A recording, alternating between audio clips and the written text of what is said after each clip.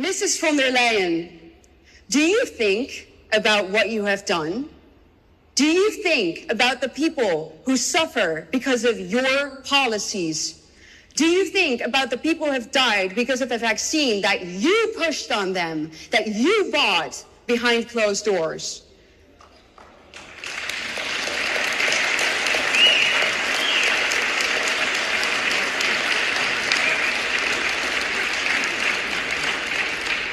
Mrs. von der Leyen, do you ever think about the cries of the mothers who cry at night because their children were raped or murdered by immigrants that you let in?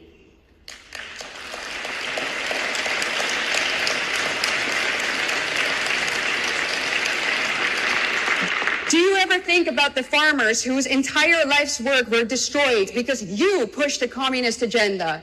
Do you ever think about the people who cannot afford food for their children because you implemented policies that are crippling our economy while you were able to send your 7 children off to the most expensive schools in Europe? Do you ever think about that? Ladies and gentlemen, hello Budapest. I'm so thrilled to be here again. As some of you might remember, last year I gave here a speech as well about the Great Replacement. I wanted the whole world to know that the Great Replacement theory was in fact not a theory, but reality. White people are becoming a minority in their own homelands at an exceptionally fast rate. I knew that addressing that subject was a risky thing to do. But anyone who knows me knows that I don't exactly shy away from controversial conversations if I believe that they need to be had. On my way back home, I posted my speech on X. After a mere 24 hours, the speech hit 30 million views. Thank you.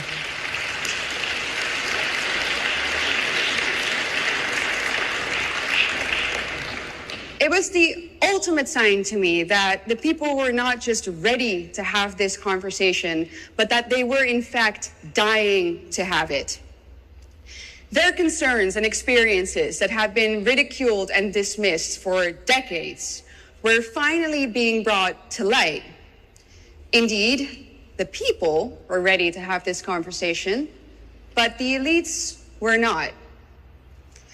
Hours after I posted the speech to YouTube, it was taken down. The mainstream media went absolutely berserk, of course, and they called me a fascist and every other name in the book. And then Reuters, surprise, surprise, wrote an article saying that all of it was disinformation. But after years of fighting this fight, ladies and gentlemen, those things don't really faze me anymore. And now, thanks to the power of X and thanks to the fearless people of CPAC, here we are once again 1 year later.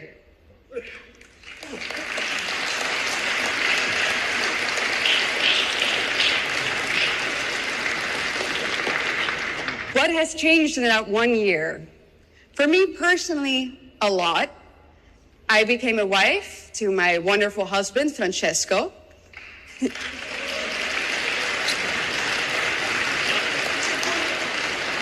And I became a mom to our beautiful baby boy, Filippo Leonard.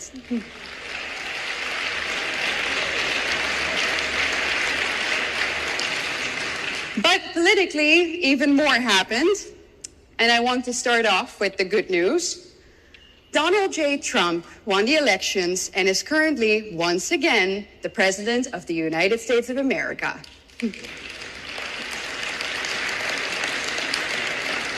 And not only did he win the elections, he is making America great again at such a record speed that is hard to keep up with.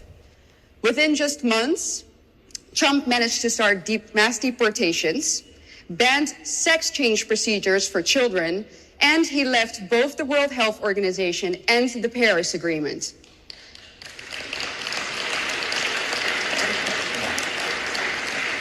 It's incredible to see a leader stick to his promises and deliver. And that's where we get to the bad news. Where America is on a path to cultural revival, order, and economic prosperity, Europe is heading for total and utter destruction. In last year's speech, I walked you through an average week in Europe, talked about rapes, stabbings, and terror attacks that were committed by migrants and still are committed by migrants on a daily basis. Because since then, ladies and gentlemen, things have only deteriorated here in Europe. Many experts have been warning for years now that a civil war is impending. But I believe that our reality is actually worse than that. In a civil war, there are two sides fighting. Here in Europe, only one side is. And I can tell you that it's not us. It's not the white native population of Europe. That doesn't mean, though, that the average European is okay with all of this. We are trying to constitute change through the official channels, but so far with no luck. For example, in my country, the Netherlands, Geert Wilders' party got a whopping 25% of the votes in the elections of 2023. That's more than he's ever gotten before. And Wilders' single most important aim has been to close the border. In fact, our current government has implemented the, and I quote, toughest immigration policy our nation has ever seen. The result? 130,000 immigrants entered in the past year alone. Despite Wilders' efforts, so much so for the toughest immigration policy we've ever seen. And this is a pattern we see everywhere in Europe. Right-wing parties win the elections. In some countries, they even win with 30% of the votes. But since they never gain an absolute majority, coalitions have to be formed. And what always ends up happening is either one of the three following options. Option A, despite the right wing winning, the centrist parties then say, oh no, but that party is too extreme for us and we don't want to form a coalition with them. Or option B, even if a coalition does get formed, the policies get watered down so much so that nobody gets what they voted for. Or C, and this is something that we see increasingly often in Europe, the legal system steps in and thwarts all true right-wing efforts by deeming the policies to be in violation of European law and human rights. And I haven't even come to the fact that our legal system is also targeting individuals at an exceptionally fast rate. Not just politicians and activists, but also private citizens who dare to speak out against the regime are being targeted, arrested, prosecuted, and even sent to prison. Keir Starmer, also known as Two-Tier Keir, is an absolute master at that. He is turning the UK into one of the most unfree countries in Europe. Right now, he's even looking to introduce sentencing guidelines under which white men will be punished harsher than women and minorities. Ladies and gentlemen, last time I checked, there is a word for that: apartheid.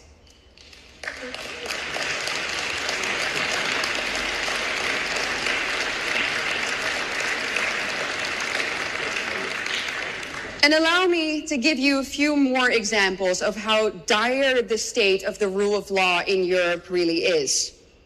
2 weeks ago, I gave a speech in Milan at a remigration summit. Right before the conference was supposed to take place, a couple of German activists, young German activists, decided to travel to Italy, but were notified by the German government that they were banned from leaving the country. Why? Well, because it would damage Germany's reputation. Yes, you heard me right. Potentially damaging your government's reputation, whatever that may be, is now ground for them to take away your constitutional rights. Heroically, those young activists decided to come anyway, so they crossed the border into Italy and attended the conference. But upon their arrival back in Germany, they were met at the airport by a heavily armed police force and brought into detainment. All of that simply for attending a conference to talk about the subjects that the elites don't want you to talk about. My last example is a personal one. A few weeks ago, I got a notification from Apple saying that my phone was under mercenary spyware attack. Mercenary spyware. So we're talking highly sophisticated government-level spyware that is used for counter-terrorism. That means that they can look at me through my camera in real time, they can listen to my conversations, and they can go through every single file on my phone. That is what happens in Europe when a perfectly normal, law-abiding citizen goes against the grain. So, let's face the facts here. Democracy is dead. Stone cold dead.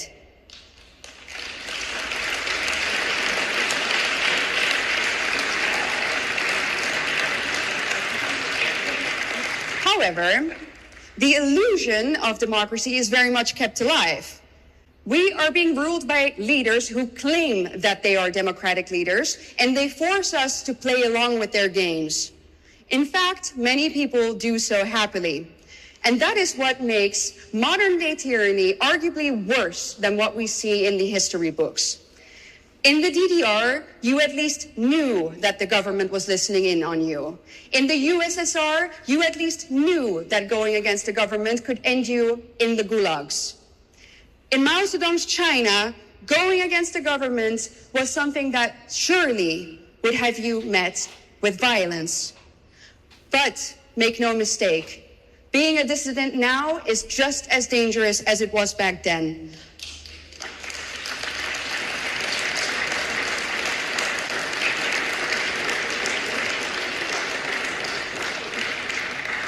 Our regime uses pretty words to hide their intentions, but they pervert and invert our definitions all the time. They say that to maintain peace in Europe, we need to go to war with Russia. They say that to protect democracy, we have to ban right-wing parties. And they say that to safeguard freedom of speech, they need to censor disinformation. Just like in Orwell's 1984, war is peace, freedom is slavery, ignorance is strength.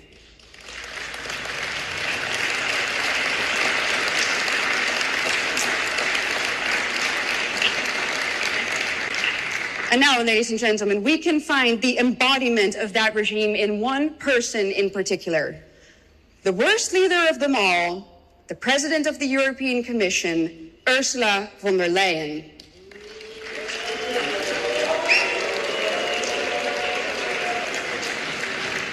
America got 4 more years of Trump. We, here in Europe, got 5 more years of Ursula von der Leyen.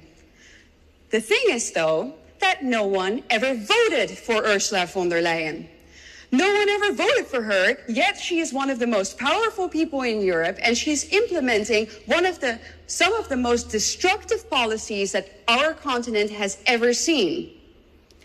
Just to give you a few examples, she's the one who introduced the Green Deal, crippling our economy. She's the one who introduced the Migration Pact, replacing our native population.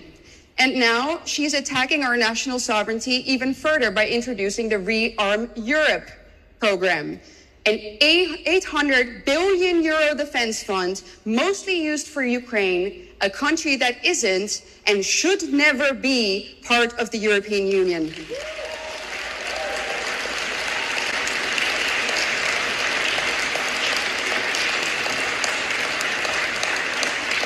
And last but not least, when are we ever going to see those text messages in which she closed a 35 billion euro deal with Albert Bourla, the CEO of Pfizer? As I told you earlier, Ursula von der Leyen and the Eurocrats are most likely the ones reading my private messages, those of a private citizen. When are we going to see hers, those of a public servant spending billions and billions of our taxpayers' money?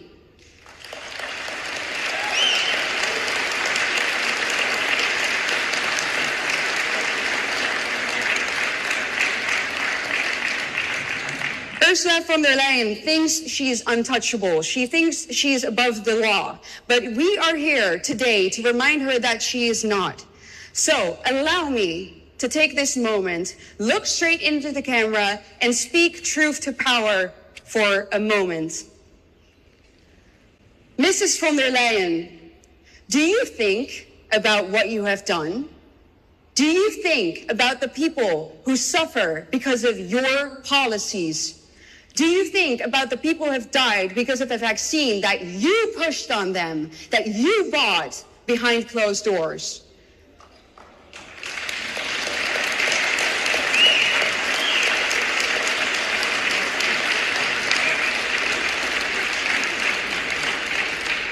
Mrs. von der Leyen, do you ever think about the cries of the mothers who cry at night because their children were raped or murdered by immigrants that you let in?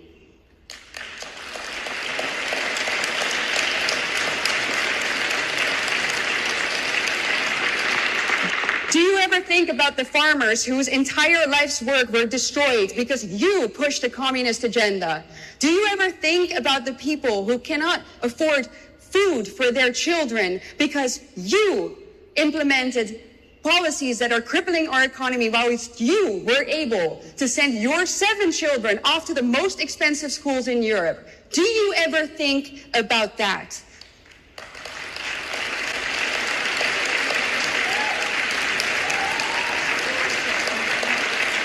I bet you don't. I bet you don't, because none of this is happening in your backyards. But, ladies and gentlemen, I do. I think about those people. I think about them. I will not forget them. So let me promise you right here, right now, I will not stop fighting for them. I will not stop fighting for the truth, and I will not stop fighting for my people. The time of zero accountability will come to an end, and I will promise you, we will make Europe great again.